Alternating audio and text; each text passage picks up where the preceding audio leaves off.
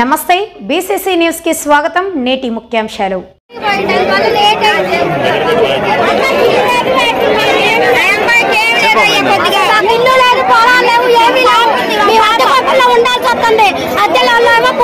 ఖాళీ చేస్తున్నారు. అసలు మాలాంటి వాళ్ళకి ఎప్పుడో ఇల్లు రావాలి రాకుండా చేశారు. ఊరు పెద్ద మనుషులందరూ కలిసి